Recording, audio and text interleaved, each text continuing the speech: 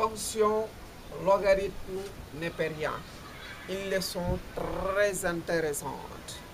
Bonjour à toutes et à tous. Sans autant mêler les pinceaux, on va attaquer directement l'essentiel du cours.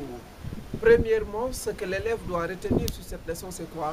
C'est comment chercher le domaine de définition des fonctions logarithmiques. Mais d'abord, fonction logarithme népérien, c'est quoi la définition? C'est la primitive de la fonction 1 sur x. La primitive de la fonction 1 sur x est ln de x et ln de x. Mais ln, c'est la notification. Mais quelle est la fonction qui varie? Voici la fonction x. Est-ce que vous voyez? Par exemple, ln de x plus 1. La fonction ici est x plus 1. Vous voyez ça? ln de quoi? ln, je peux dire de racine carrée de x. La fonction qui varie ici, c'est racine de x. Donc, ln, à chaque fois que vous voyez ça, je sais que maintenant, c'est la leçon logarithme. Donc, premièrement, on va essayer de voir quoi?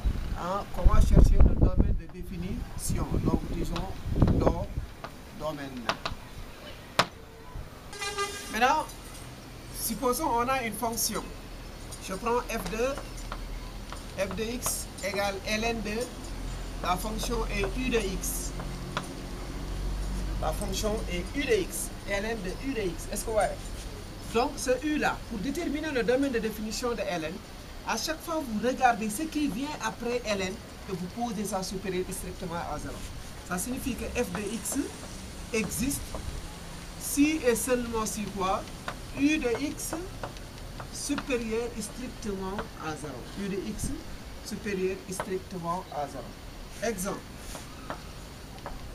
Exemple, je cherche le domaine de définition de chacune des fonctions. Par exemple, je prends f de x égale x carré plus 1 plus ln de x. Maintenant, je prends cette fonction. Si f de x égale x carré plus 1 plus ln de x, là maintenant, ces deux-là, on a une fonction polynôme. Donc, puisqu'on a une fonction polynôme, les fonctions polynômes sont toujours définies dans R. Mais vous voyez qu'ici, on voit ln. Mais qu'est-ce qui vient après ln? C'est x seulement, x tout court. Mais puisque c'est x qui vient après ln, pour que f existe, il faut que x soit positif. Donc, on dit f de x existe si et seulement si x est positif. Mais x positif, que signifie x positif? X est supérieur à 0. Quels sont les nombres qui sont supérieurs à 0? C'est 1, c'est 0,1, 0,2, mais 1, 2, 3, 4 et on tend vers plus l'infini. Donc une fois que vous êtes là, donc on peut dire que d de f est égal à 0 ouvert plus l'infini. C'est-à-dire ce sont des valeurs qui sont incluses dans cet intervalle-là. Est-ce que vous voyez? Maintenant, qu'est-ce que vous en déduisez? X ne peut pas prendre une valeur négative. ln de quelque chose qui est négatif n'existe pas. Cause pour laquelle, pour déterminer le domaine de définition d'une fonction logarithme, vous posez ce qui vient après ln supérieur strictement à 0. Je prends une autre fonction par exemple. Je dis g de x est égal ln de quoi? ln de x moins 1. Ouais. Si par exemple, vous avez ln de x moins 1, qu'est-ce qui vient après ln? C'est x moins 1. Donc on peut dire que g de x existe si et seulement si x moins 1 supérieur strictement à 0. Maintenant, si vous transposez le 1, x est supérieur à 1. Mais si x est supérieur à 1, posez-vous la question à savoir quelles sont les valeurs qui sont supérieures à 1. 1,1, 1,2, 1,3, ou bien 2, 3, 4, 5, 6. Maintenant, nous sommes dans quel intervalle? D de g est égal à quoi? D de g est égal à 1 ouvert plus l'infini. Donc, voici le domaine de définition de D de g. En quelque sorte, mes amis, lorsque vous voulez déterminer le domaine de définition d'une fonction logarithme, à chaque fois, vous prenez ce qui vient après ln et vous posez ça supérieur strictement à 0. Maintenant, s'il y a des fonctions qui sont devant ou après ln, vous appliquez, vous maniez les deux conditions à la fois. Voici comment chercher le domaine de définition d'une fonction logarithme. Maintenant, remarque. On le met sous forme d'exemple. Par exemple, je prends deux fonctions quelconques. Toujours, nous sommes dans les domaines de définition. Maintenant, je dis h de x est égal. Je suppose qu'on a cette fonction-là, ln de x moins 1 sur x plus 1. Ouais, maintenant là, pour déterminer le domaine de définition, mes amis, qu'est-ce qu'on fait? Donc, on dit h de x existe si et seulement si quoi? H de x existe si et seulement si. Qu'est-ce qui vient après ln? Ln, qu'est-ce qui vient? C'est tout ça. Donc, ça signifie que c'est x moins 1 sur x plus 1. Là, supérieur à 0. Qu'est-ce qu'on fait avec? Vous posez. Toujours là, on pose. Posons le numérateur égale 0 et le dénominateur différent de 0.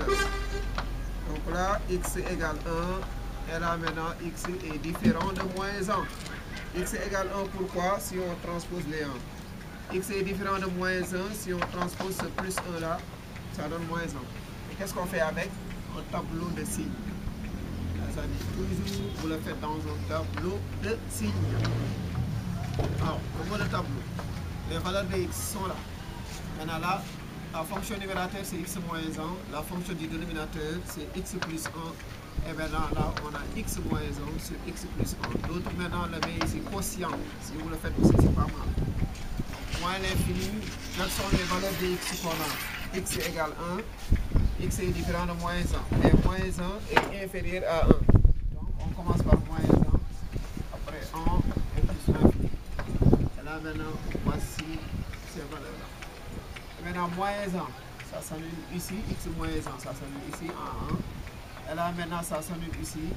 Mais là, on sait que x est différent de moins 1. On le matérialise par double barre. Et là, ça s'annule ici. Donc les signes, moins, moins et plus. Là, on a moins, là, on a plus, là, on a plus. Et là, maintenant, on a plus. Parce que moins fois moins, c'est plus fois moins, c'est moins. Et plus fois plus, c'est plus. Donc, ouais, on cherche l'inégalité supérieure et stricte. Et qui dit supérieur, on fait allusion à signe plus. Donc, d de g égale à quoi? On voit qu'ici, on a un signe positif. On voit pour ça, on a un signe positif. Donc, d de g égale quoi? Est égal à, voyez là, moins l'infini moins 1, c'est là qu'on a positif. Moins l'infini moins 1, faire vous ouvrez et voir dans cet intervalle-là, vous voyez qu'on a 1 plus l'infini, 1 plus l'infini. Donc voici le domaine de définition de h de x.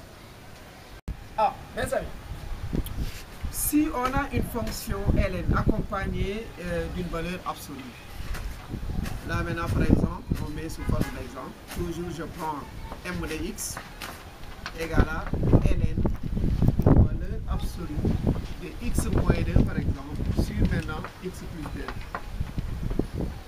S'il y a des valeurs absolues accompagnées de ln, s'il y a des valeurs absolues, alors m de x existe si et seulement si vous prenez la fonction du numérateur x moins 2 différent de 0 et la fonction du dénominateur x plus 2 différent de 0.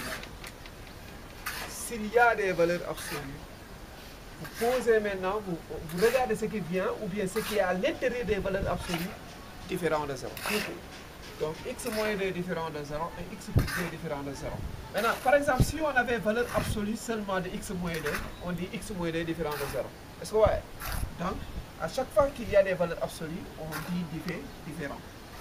À partir de là, qu'est-ce qu'on aura? X est différent de x est différent de quoi, pardon? X est différent de 2. Et là, maintenant, qu'est-ce qu'on aura? X est différent de moins 2. Donc, si, moins 2 ici. Donc, si on transpose, ça donne 2. Et là, plus 2, si on le transpose, ça donne moins 2. Donc, d de m est égal à quoi? D de m est égal à R, l'ensemble R, privé de quoi? Privé de moins 2 et 2. Donc, d de m égale l'ensemble R, privé de moins 2 et 2. Donc, en quelque sorte, voici tous les cas que vous pouvez avoir sur les domaines de définition des fonctions logarithmiques. Dans 2, on va essayer de voir la propriété des fonctions logarithmiques. Par exemple, je prends deux fonctions quelconques que j'appelle a et b. Petit a et petit b. Et je prends un entier n appartenant à grand N étoile. N'est-ce pas? Donc, si vous voyez ln de A fois B, ln de A fois B égale quoi? Ln de A fois B, c'est ln de A plus ln de B. C'est quoi? Ln de A fois B, c'est ln de A plus ln de B. Je prends deux noms quelconques. Par exemple, je dis, bon, supposons même, je prends maths et PC. A, je suppose que c'est mathématique. B, je suppose que c'est PC.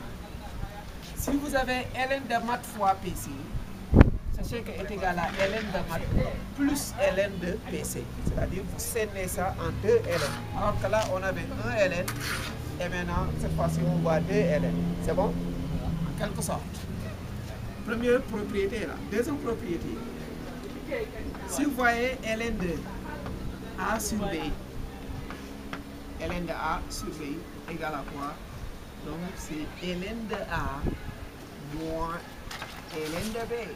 C'est vrai. Ln de A moins ln de B. Donc troisième propriété. Si vous voyez aussi ln de, par exemple, A à la puissance n, ln de A à la puissance n égale à quoi? C'est n ln de A. N ln de A. C'est bon? Ln de A à la puissance n est égal à n ln de A. Donc, et aussi si vous voyez ln de 1, ln de 1 égale 0. Ln de 1, le réel 1 est toujours 0. Et ln de E égale à 1. Donc voici les propriétés qu'il faut retenir. Et si vous avez, maintenant on a une propriété, ln de racine de A, vous savez que racine de A, c'est ln de A à la puissance 1 demi, et là maintenant égale 1 demi de ln de, égale 1 demi de ln de A. Tout ça, ln de racine de A égale 1 demi de ln de A. Mais ln de 1 demi, c'est comme ln de A à la puissance n. On a dit c'est n ln de A. Donc voici les propriétés qu'il faut retenir. Mais attention mes amis, attention. On va le mettre tout à l'heure. Attention. Ce qu'il ne faut pas confondre mes amis. Lorsque vous avez ln de A fois B, ln de A fois B est différent de ln de A plus B. C'est que les élèves commettent des erreurs de façon inutile. Ce sont des erreurs monumentales graves. Donc il ne faut jamais le faire. Si vous voyez, regardez là, ln de A, ce qui vient après N, c'est tout court A. Une fois que vous avez une telle fonction, c'est que ce qui vient après N, c'est A seulement, parce qu'il n'y a pas de parenthèse. Par contre ici, les parenthèses A et B sont à l'intérieur des parenthèses. Vous voyez ça? Donc là est différent de ln de A plus B, mais aussi est différent de A plus ln de B. Est-ce que vous voyez? Donc ça est différent de ça, mais aussi est différent de ça. Donc il ne faut pas confondre ça. Deuxième chose à ne pas confondre, c'est quoi? C'est lorsque vous avez ln de A sur B. Donc si vous avez ln de A sur B est différent, là, pas égal, est différent de A sur ln de B. Il ne faut pas dire que A sur ln de B, c'est ln de A moins ln de B. Est différent. Mais aussi est différent de ln de A sur B tout court. Il ne faut jamais confondre ça. Ce sont des erreurs que vous commettez. Il ne faut pas le faire. Encore une fois, ln de A sur B. Vous voyez, là, les parenthèses A sur B sont à l'intérieur des parenthèses. Donc, ln de A sur B est différent de A. Ici, il n'y a pas de ln. Par contre, là, il y a ln. A sur ln de B. Mais ça aussi est différent de ln de A sur B. Maintenant, troisième remarque, ln de A à la puissance n. Ln de A à la puissance n est différent de ln de NA. Regardez la position de n et la position de n. N ici est là, sur le logarithme, sur ln. Par contre là, la puissance concerne la A. Donc ln de A à la puissance n est différent de ln de NA, mais ça est égal à ça. Ces deux notifications sont identiques. ln de NA, même chose que ln de A, le tout à la puissance n. Voyez, donc ça est différent de ça, mais ça égale ça, comme ça aussi égale à ça. Donc il ne faut pas confondre ça. C'est bon? Donc ln de A, encore une fois, à la puissance n, égale n ln de A. Est-ce que vous voyez? Égale n ln de A. Les choses semblent être identiques, mais tel n'est pas le cas. Donc voici ce que maintenant vous devrez faire attention à ne pas les confondre. Maintenant, dans notre prochaine vidéo, on fera maintenant la suite de la leçon, comme maintenant comment résoudre une équation des fonctions logarithmes, mais aussi comment lever l'indétermination des fonctions logarithmes et comment on dérive les fonctions ln, mais surtout, si possible, comment on représente une courbe des fonctions ln.